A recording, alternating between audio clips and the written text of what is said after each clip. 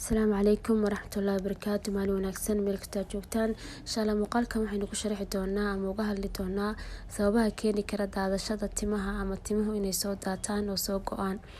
Haddaba waxaa jira waxyaabo badan oo sababi kara inay timaha soo daataan haddii ay noqon lahayd xaalado caafimaad darro ee jira ama haddii ay noqon lahayd daryeel la'aan xagga tinta ah ka jirta ama se haddii noqon lahayd xaalado nafaqo darro markaasi jirta. Haddaba waxaa jira 7 sababood oo keeni kara ama sabab u noqon kara timaha inay soo daataan ama soo go'aan. Sababta koowaad waxa weeye waxa loo yaqaano low iron levels ama dhiigga cascas unugyada cascas ee dhiigga inay aad u hooseeyaan oo xaddigii loogu talagalay ay ka hooseeyaan. Sababta labaad ay keeni karta ama sabab u noqon karta daadashada timaha waa waxa loo yaqaano thyroid disorders ama hormoonka la dhaho thyroid inuu ku yimaado khalkhal xagga shaqadiisa ah ama inuu habkii loogu talagalay uu ka sarmaray ama inuu ka hooseeyo. Hormoonkan oo ah hormoon qaabilsan xagga shaqada timaha soo bixitaankiisa iyo weliba soo daaditaankiisa timaha inay soo daataan. Haddaba haddii ay khalkhal ku dhaco hormoonkan ama wax cilada ay soo wajahdo xagga shaqadiisa wuxuu markaas saameyn ku yeelan karaa ama sabab u noqon karaa timaha inay soo daataan. Sababta saddexaad ee keeni karta daadashada timaha ama sabab u noqon karta waxa weeye waxa loo yaqaano post pregnancy hormonal changes ama hooyada markii ay dhasho oo xilliga umusha ah inay hormoonadeeda jirka ay isbedelaan qaabkii u shaqeynayeen kadibna ay sabab u noqoto ama ay sababaan inay timihii soo daataan. Sababta afraad ee keeni karta daadashada timaha waxa weeye waxa loo yaqaano stresska ama qofka inuu la kulmo ama uu galo xaalad walbahaar iyo walaac badan ku jirto markaasna qofkii ay ku dhacdo hurdo la'aan fara badan iyo dhafar. Sababta shanaad ee keeni karta qofka inay timihiisa ay soo daataan waxay noqon kartaa waxa loo yaqaano medication-ka ama qofka inuu isticmaalo daawooyinka qaar iyadoo ay sababaan inay qofka timaha ay ka soo daadiyaan.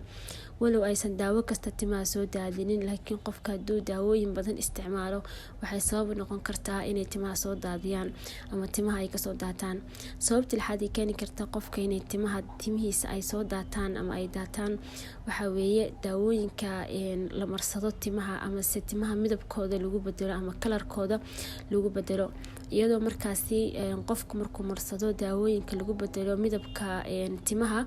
haddii jirkiisa uu diido daawadaasi kadib ka dhalanaysa in timihii ay soo go'aan ama ay soo daataan. Sababta toddobaad ee keeni karta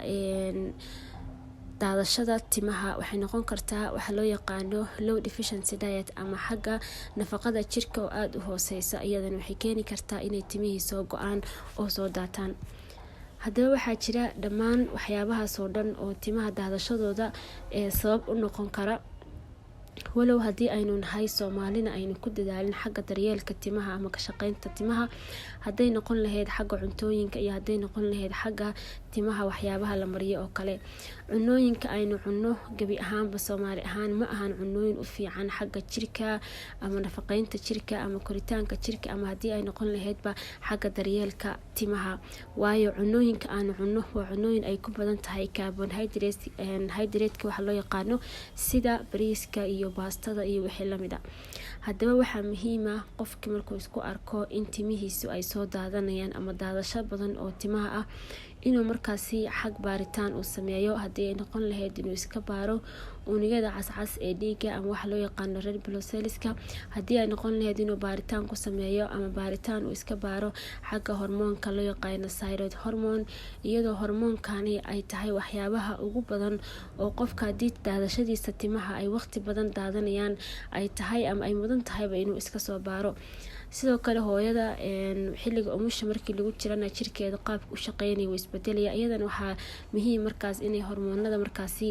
la ogaado habkay u shaqeynayaan oo haddii ay jiraan hormoono aan isku dheelitirneyn markaasi la isku dheelitiro.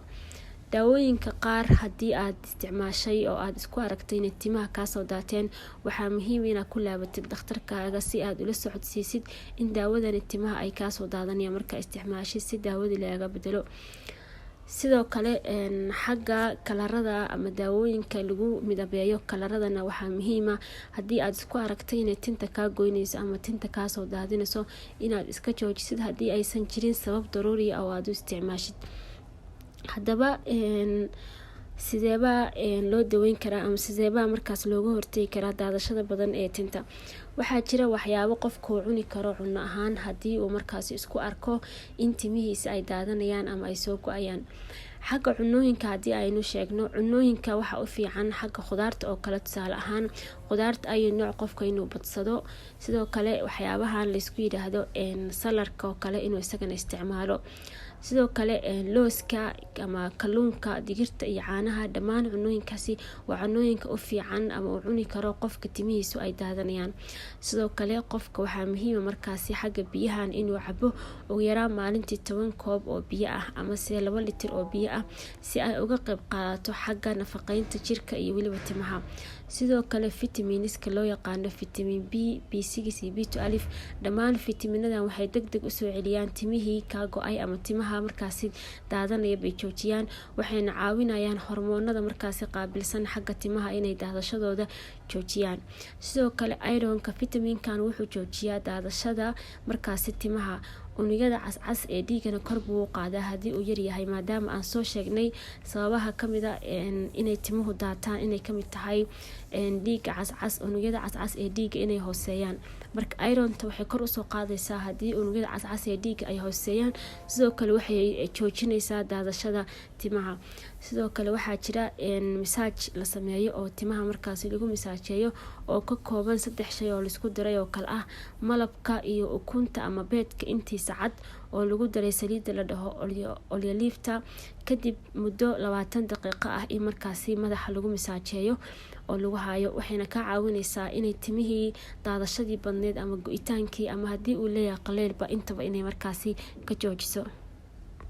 haddaba haddii timaha zaaid ku daadanayaan ama ay ku soo go'ayaan waxaa muhiim markaasi inaad la xiriirtid dhakhtar si markaasi baaritaan loogu sameeyo oo loo ogaado cilada markaasi ka dambeysa xagga daadashada timaha